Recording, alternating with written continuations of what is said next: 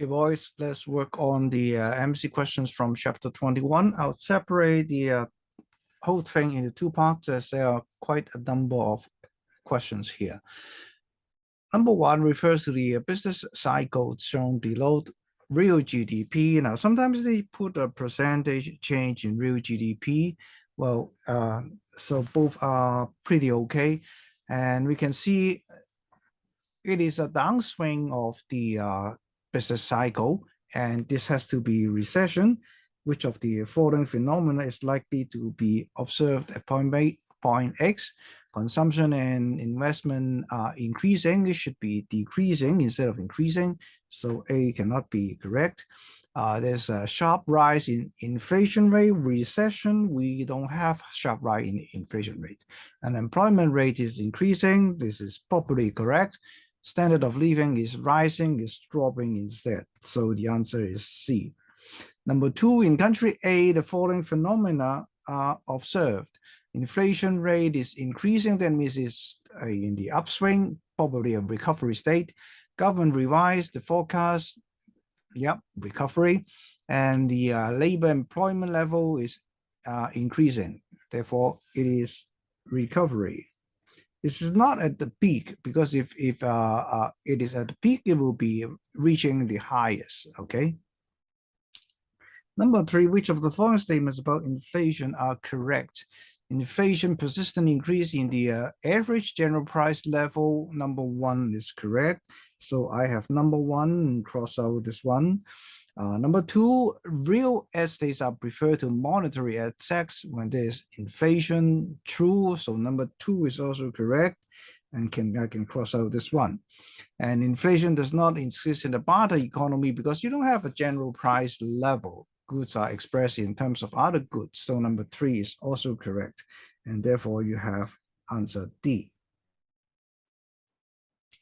Number four, the consumer price index, CPI, rises from 100 to 125. That means the cost of living is going up. The GDP increases, well, we can't tell. The living standard decreases. It depends on whether the increase in nominal income increases at a much faster rate, so we can't tell. The cost of living increases. The best answer definitely is this one. Real output decreases, not necessary. Okay, number five, the table shows the information about the economy. So let's start, let's assume, make it easier for us. The nominal GDP start off with 100. And in 2014, you have 5% increase, percentage change, right? So it becomes 105. And then in 2015, you have additional 3%. That means it becomes 108. So on, so on. GDP deflator starts off with 100 and then becomes 102, 2%, and then 104, 2%. Population 100 becomes 104, and then add 1 more percent, you get 105. So which of the following statements about the economy is correct? Nominal GDP in 2015 is lower than 2014. It's not correct. 108 versus 105. So this one is not right. The deflation rates are the same. Well, it's not the same, 102 and 104. The general price level increases in 2014. Okay, deflator goes from 102 and then to 104. So this is also incorrect. The per capita nominal increases in the above 2 years. Right. So the increase in population goes from 100 to 105, but the nominal GDP goes from 100 to 108. That's correct. Number six, consider the following information. This is also a percentage change, January, April, July. Well, the GDP deflator keeps increasing at a decreasing rate, that means there's still inflation. So the nominal interest rate was lower than the actual real interest rate. Well, using the Fisher formula, you have this one. Well, inflation is positive, and therefore the nominal must be greater than the real. So this one is incorrect. People who received fixed pension would gain. Well, they would lose instead because we have inflation. The real value of money decreases. The best answer is this one. The nominal GDP increases. Well, can't tell. Number 7, the following diagram shows the trend of GDP deflator. The deflator is going up from 93 up to 104 something. So based on the above information, we can conclude that during that period, the purchasing power of money increases. Well, decreases, not increases, because you have inflation. People's nominal income increases. Well, not necessarily, depends on the rate of change. Hong Kong's real GDP decreases, once again, not certain, not necessary. The cost of living increased, definitely, because you have inflation. Number 8, which of the following description about the CPI and the GDP deflator is correct? The CPI changes in price, includes changes in price of goods previously produced. Well, we compare 2 years, yes, while the, and you have, well, true, previously produced, yeah, while the implicit price deflator does not, okay, only current production. So this one seems to be correct.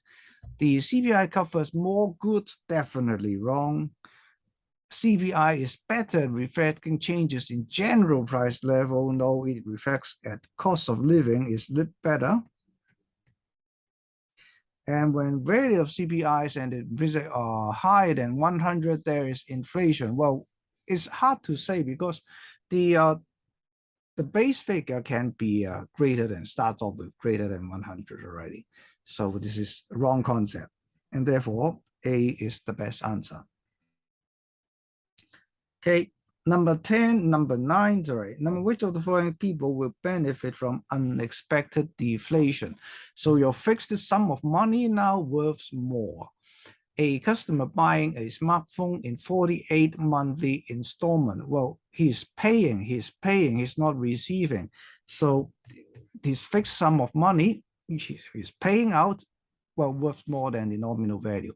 And therefore, I can cross out all the ones, well, only 2 and 3 left. Check. A bank lending out money at a fixed interest rate, true. The interest return, the nominal value will be smaller than the real value. The real value will be much higher.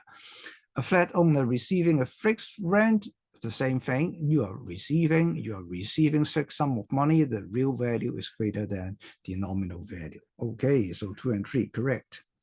Number 10, when there is an anticipated inflation, now this time your money worth less. Which of the following people will gain? A housewife who receives fixed sum of money? Well, definitely wrong. An investor who receives dividends, also a fixed sum of money? No. A property owner who repays paying out the money you paid out, the nominal value is far more than the real value. So C.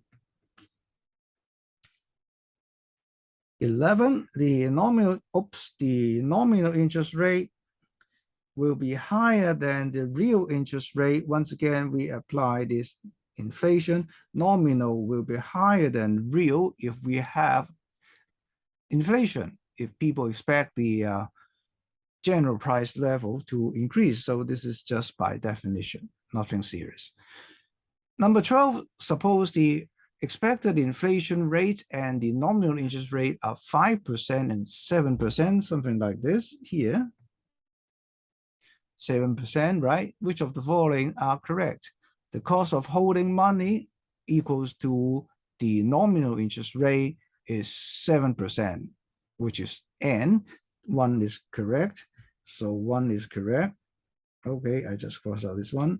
The expected real rate of interest is 2%. Expected real rate of interest, 2 plus 5 equals to 7. So number 2 is also correct.